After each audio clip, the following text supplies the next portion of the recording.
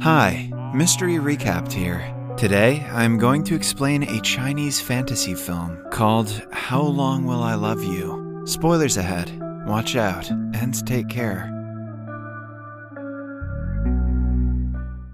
Gu Xiaojiao is a 30-year-old woman living in Shanghai. She was 12 when her millionaire father passed away in an accident, and she had to move away from her childhood home. Ever since, Gu started to work. She has been trying to earn enough money to buy the house back. However, her lousy job doesn't pay her well. Then, we are introduced to Lu Ming, a down-on-his-luck property designer. He is desperately looking for a client to invest in his ideas, but hasn't met with any success yet. By the end of the day, both Ming and Gu return home to their shabby neighborhood. Strangely enough, they seem to live in the same apartment, in the same building. Gu puts her clothes in the laundry, while Ming cooks himself dinner. After that, Ming starts to wash vegetables in the sink, and it somehow ends up in Gu's bathtub. Similarly, a loofah from her tub is inside Ming's sink. Strangely enough, her clothes have landed inside his cooking pot, and his dinner is where Gu's clothes are supposed to be. Throughout the night, their belongings somehow continue to end up in each other's apartments. They do not think about it before going to sleep.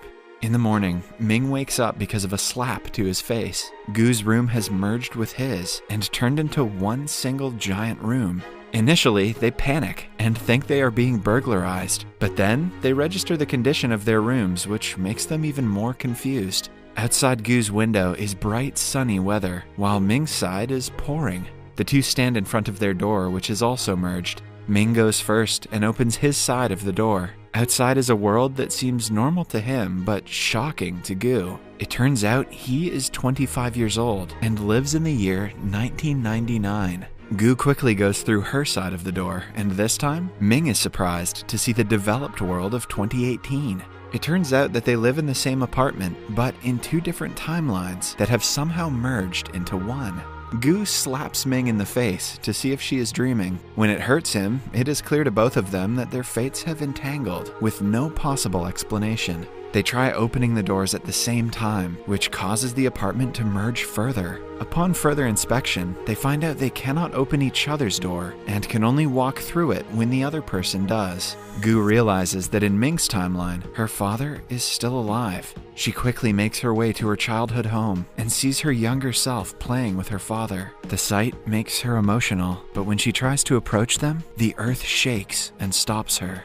At home, Ming also wants to see what happens to him in the future. Instead of going out, Gu gives him her laptop so he can look himself up on social media. Ming is amazed by the new technology, but when he goes to type his name, the ground shakes again. They register that they cannot make contact with their future or past selves, since two of the same person cannot exist at the same time.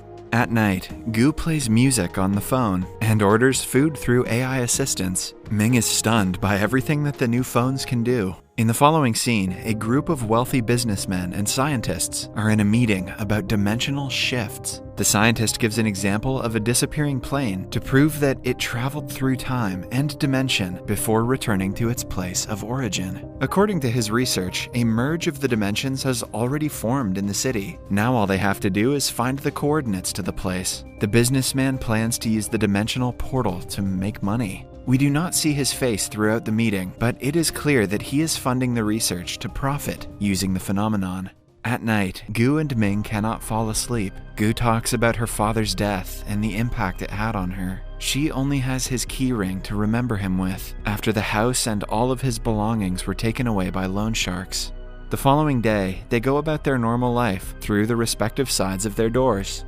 Gu is looking for a rich husband who can buy her the house in exchange for her hand in marriage. She goes on several dates with guys but hasn't found anyone who is willing to fulfill her gold digger fantasies yet. She is on yet another blind date with a man who seems to like her very much. When he asks her what she expects in a relationship, she shows him a virtual presentation of the house. The guy feels like he's in a meeting with a realtor, which is definitely not what he's looking for on a first date. Then, Gu meets a man from an online dating app. She tells him her condition for marriage, and he happily agrees to it. It turns out the man owns a farming business and is a millionaire. He is double Gu's age and talks like a pervert, but she still decides to give him a chance. He wants to pay only half of the down payment for the house so it could be bought in both of their names. They go to an ATM to withdraw the money. Gu goes first and hands the money to the guy before sending him to buy a bottle of water. But to her unfortunate luck, he turns out to be a scammer who runs away with her money.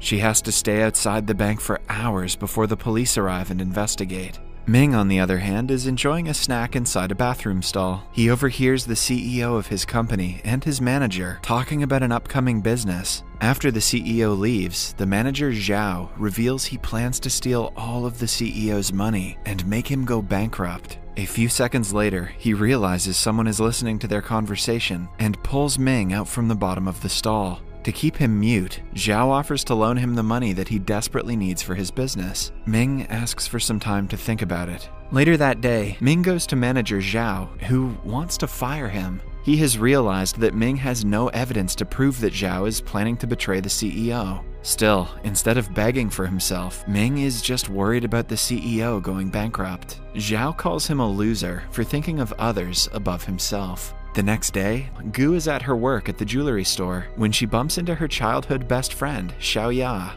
She pretends to be a rich customer to seem more appealing to Xiaoya, who is married to a millionaire. The girls talk for a while, and throughout the conversation, Gu boasts about her non-existent billionaire husband. The lies backfire when Xiaoya arranges a dinner between the two couples for that evening. Gu makes Ming wear a rented suit and brings him to the dinner. It goes well for the first half, before Ming drinks from the ice cup, shows the rent tag in his coat, and says that he works as a UFO researcher.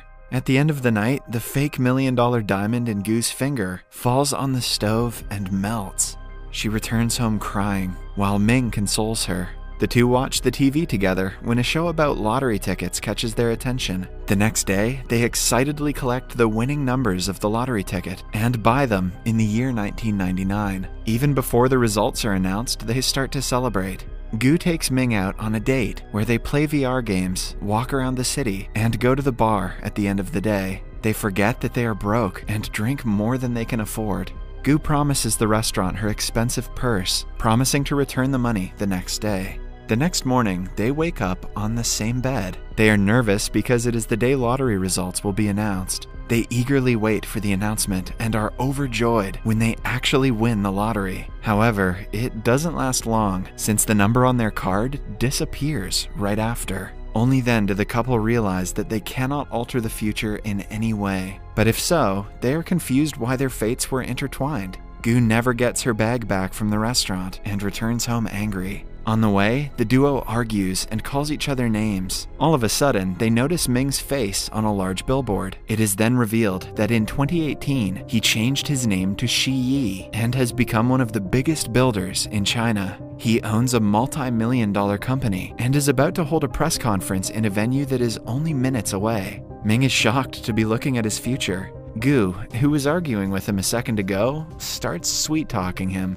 Ming goes to the conference and sees his future self, Shi Yi, for the first time. But the incident causes an earthquake, and the conference has to be cancelled. Shi Yi realizes what is going on when a bunch of memories are added to his brain. Ming's arm is hurt, which creates a scar on Shi Yi's arm as well. This means anything Ming does will directly affect Shi Yi in the future. It is then revealed that the businessman who wanted to profit off the dimensional portal is none other than Shi Yi himself. The scientist says that Ming must go back to how he was before he met Gu, because the new memories might affect his persona, which will affect Shi Yi.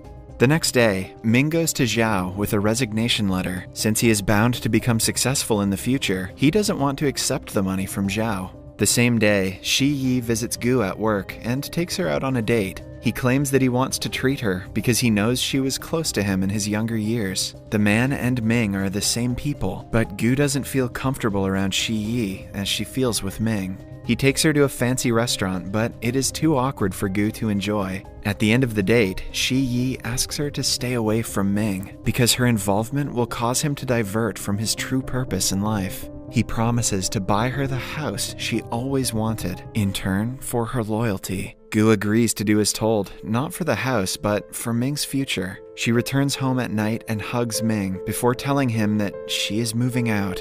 She also says that Shi Yi asked him to take manager Zhao's offer. The next day, Gu moves out of the apartment, but coincidentally, her door is left open by an umbrella. This means Ming can go to 2018, even without her help. Somewhere else, the CEO finds Zhao in his office and finds out about his plan to betray him. Zhao panics and knocks him out before making him gulp alcohol. He plans to kill the man and make it seem like an accident. Gu is in her home after years when Shi Yi arrives with the bag that she had to give to the restaurant. When Shi Yi turns around, Gu notices a rental tag on his clothes and realizes it is actually Ming. She kisses him and tells him a proper goodbye before he walks away. Both of them cry, knowing that they can never meet each other again.